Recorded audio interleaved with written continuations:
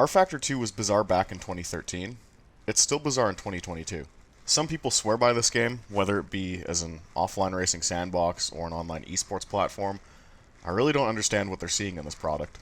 I've had the game installed for a couple years now, just sitting on my PC, and I've curated the content list to include only American or North American based content to give the game its own identity and give me some sort of incentive to play it, because just installing all of the base content at once, there ends up being a ton of overlap with stuff that's seen in other racing sims. Anyways, booted this up this morning because rFactor 2 received a much anticipated UI update. And beyond the main menu, which looks okay, it's just your standard Metro interface, the rest of the menu system still devolves into the wall of text and toggle options that rFactor 2 has always been known for. It has always felt like I'm playing X-Plane or something. Gonna load into a quick 20-minute race here at the New Jersey Street Circuit, which is official content released by Studio 397. I believe it's called the Formula E Test Circuit, but it's Port Newark. And I'll be using the 2018 VRC IndyCar Payware mod, which I also own for Assetto Corsa and recently won a full distance race in, so I'm not unfamiliar with this car. As you can tell, the UI is pretty minimalist, which in some cases I actually like. I especially like how every single car in the game now has an automatically generated thumbnail and appears in the standing screen, which is just really, really cool. But as previously mentioned, a lot of the menus do devolve into just walls of text and toggle options. The one thing that's really cool, as I'm adjusting setup options here and fucking with the shocks a bit, it shows you how many clicks you've changed each setup adjustment by, which is kind of neat. But you can never quite shake the feeling that it's just really, really busy.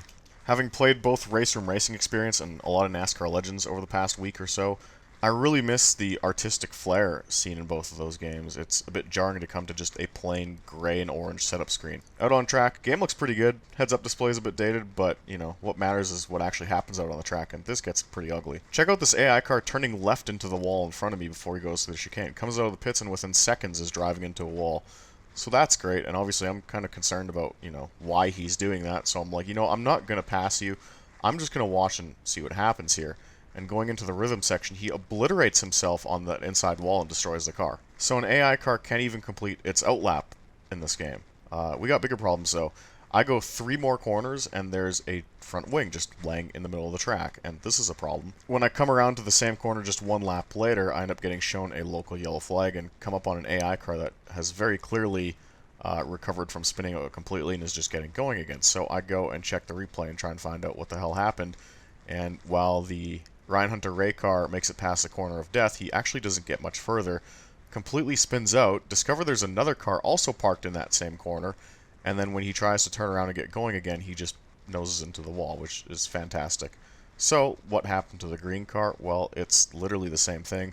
Made it past the wall of death, hit the Allianz sign on the left side, and just spun out. So what started out as me just messing around in rFactor 2, hoping to do a quick 20-minute IndyCar race at one of my favorite street circuits, resulted in me not being able to get past the 5-minute practice session to just warm up and dial in the setup and get used to the shifting points on the track. And the full reality of the situation is conveyed when I start cycling through the standing screen after I log a couple of laps, and only 2 of the 8 cars on the grid were able to register a completed lap time. Straight up, this game fell apart on me in less than 5 minutes. This makes Steam reviews really, really funny to read, such as this guy who has 72.3 hours on record and says, rFactor 2 is getting better every day. Right now, with the latest UI update, it's an excellent point for anyone to jump in. Possibly the best driving sim out there. Another guy with 70 hours on record says, not to say that rFactor 2 wasn't worth playing before, but the new UI changes were absolutely needed for the longevity of its lifetime. Feels like there's a breath of fresh air inside now, and hopefully more to come. Bro, I couldn't go 5 minutes without the game falling apart on me. How are you playing this for 70 hours?